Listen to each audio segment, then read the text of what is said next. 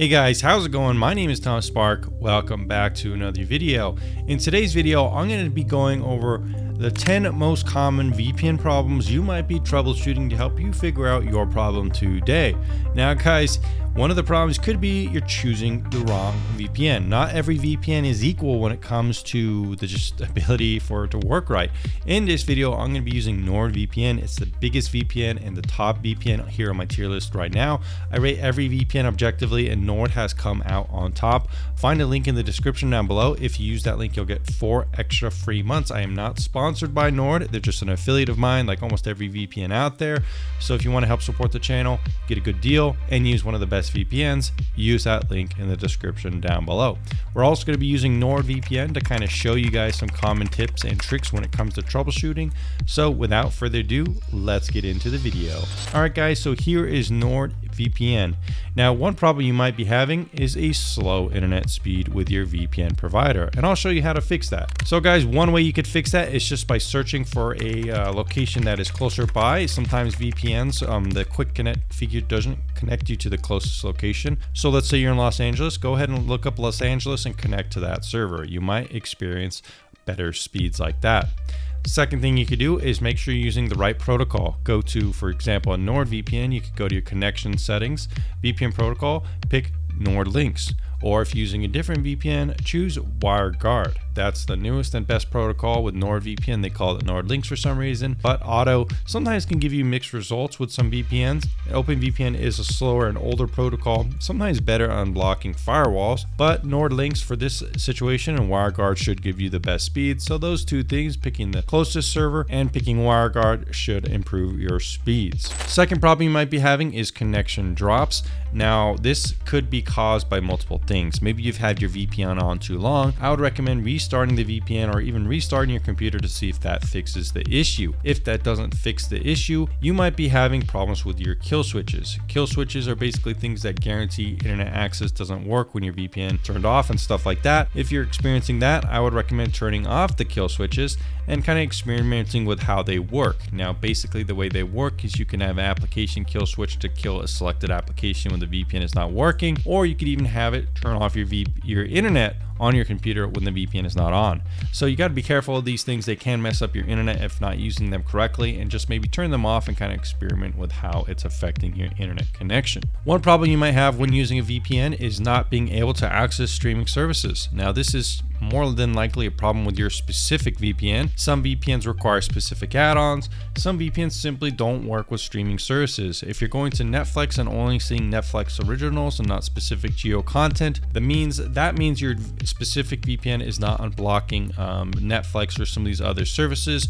If you're looking to unblock Paramount Plus, some other various services out there, you're going to need a specific VPN that is good at unblocking these things, and NordVPN specifically is one of the best in my tests. So if you're having those issues, maybe check out Nord. One issue you could be having is just simple compatibility.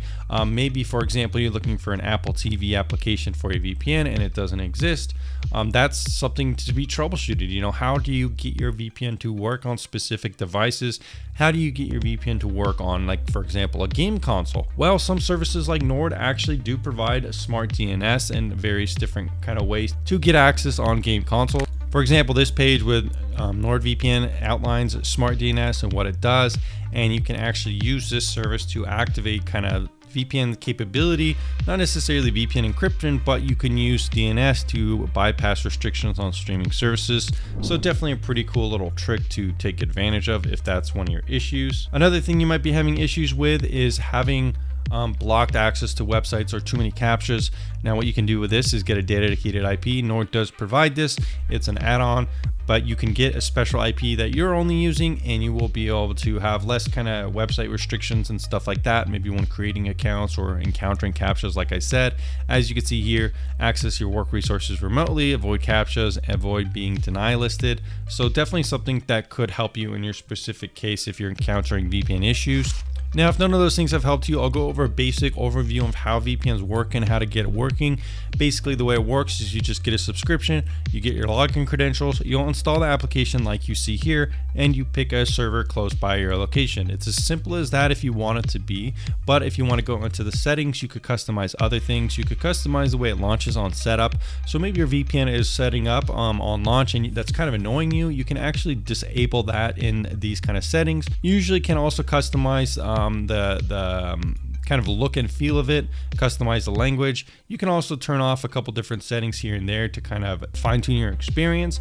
Maybe you're having issues with your VPN kind of affecting certain apps and you want to turn it off for certain apps and not other ones. This is called split tunneling. Not every VPN does provide this feature, but Nord does, and it's a useful feature in and of itself to kind of use. If you're kind of trying to figure out some other connection things to kind of figure out, well, you can also customize your DNS for some certain VPNs, and Nord does allow that. So if you want to use an ad blocking DNS or something like that, that can be very useful. Additionally, you can also kind of configure specific ad blocking things. With NordVPN specifically, they have a thing called threat protection, which does allow you to kind of block ads, malicious websites and stuff like that, which also can be useful.